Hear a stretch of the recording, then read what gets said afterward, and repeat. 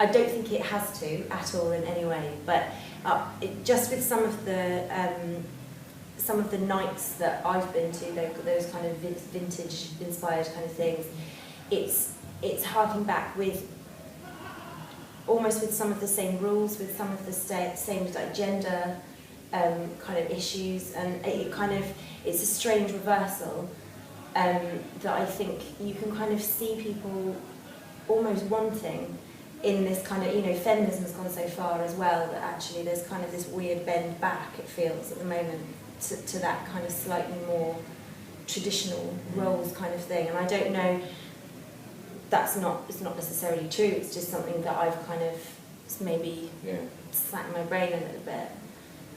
And so maybe in that sense it is slightly inhibiting. But also I like the celebration of the old, and I don't think this play tells an audience to forget that and just concentrate on the future, because I think that's dangerous. You've got to learn from the past and embrace it and use those stories. Alice references, you know, she's one of those outstepped, overdrunk, walk home with her shoes in her hands. And at one point in the 90s, in particular, that ladette kind of thing, that was what you had to do to kind of assert yourself. Not what you had to do, but what it seemed in the press, that it became a trend in itself.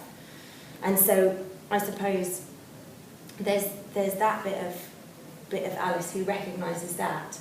But also with Jerry and Stanley, they're explaining that, yeah, you can look back and think that women were pure and men were strong, but actually, at the end, you know that it was just a different version of the same world. It's not true that women were pure and men were strong, because women were having affairs all over the place and all this, that and the other. You know, it's not... I think what it says about time, I hope, is that it just goes round, and actually people are people wherever. It's just that different things come into fashion, and we look back at different stuff and forward to different stuff at different points and for different reasons, I suppose. People cling on to different things in different times, according to what they lack. Well, I think what's interesting, again, like, it's about worlds colliding, because I think Victor's character is someone who's actually from East London, is born and bred there, essentially, and him and his family, a bit like my family really, all from kind of Stepney, from sort of with the sound of Bow Bells, like Cockneys and all that. I've just watched what was their home and their community be turned into these weird kind of cafes and stuff in Shoreditch and stuff like that. You know, I remember my mum always said to me, like, you know, just talking about Brick Lane and Shoreditch, like, they were just absolute shitholes, we just wouldn't even bother going there. And now, like, someone like me, I couldn't begin to afford, like, to begin to dream about, like, affording to live somewhere like around there, you know what I mean? I think it's something that's quite similar for Victor, his character, that he is very much a Londoner from London and has got a huge amount of kind of bitterness about what he sees as, firstly, just like the gentrification of his home area, but secondly, it's the bankers thing. So I think it does tie into the Economic Times, because he's talking about, the metaphor it uses in the writing, which is lovely by the way, is about cocaine, saying, I'm not jealous about these guys off their heads on coke, but I can't stand the excess and the greed of it. And I think what's interesting about that little narrative that happened outside the play is that it's these two worlds collide. It's very kind of like grounded, down to earth East London boy has clashed with these like excessive, greedy, show off, just really kind of spiteful, nasty kind of bankers, you know. And it's about those two worlds colliding and what happens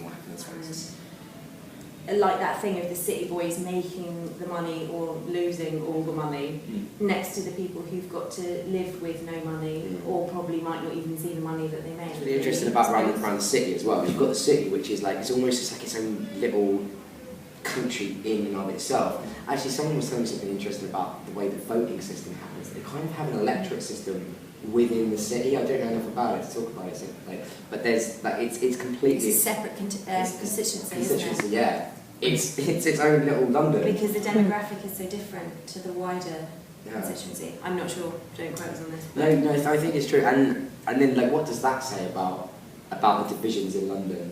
Do you know what I mean? Yeah. Like, if someone who's living in Bow, in a sort of a council kind of, you know, just like a little council flat, is in a different constituency to someone 30 seconds away in the city. Yeah.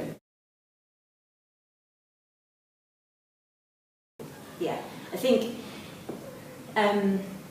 Jerry and Stanley are there to remind us that the modern world is kind of fine as well. And because they've gone through all of this story, kind of letting Alice live this nostalgic dream and kind of facilitating that and allowing her to kind of have this beautiful vision about what it would have been like, whilst hating her life now. And it's not until right at the very end where they are,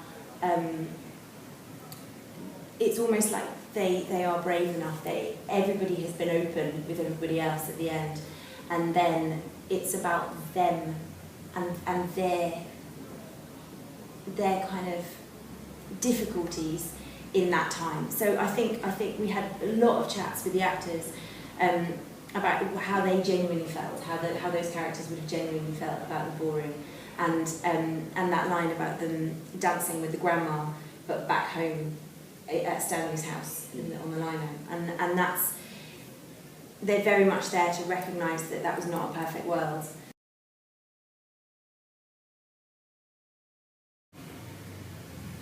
I think Alice would have been scared of the riots, but absolutely on the side of, I think she would have, if she'd have got the balls, she'd have gone out.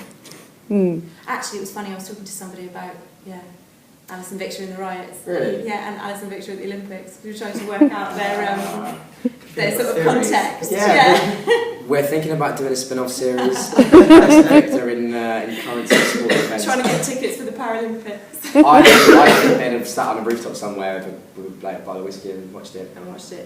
Post-meet. Yeah, before, who knows. Yeah. You can see Alice and Victor on the 8th of September at the Yard in Hackney Wick.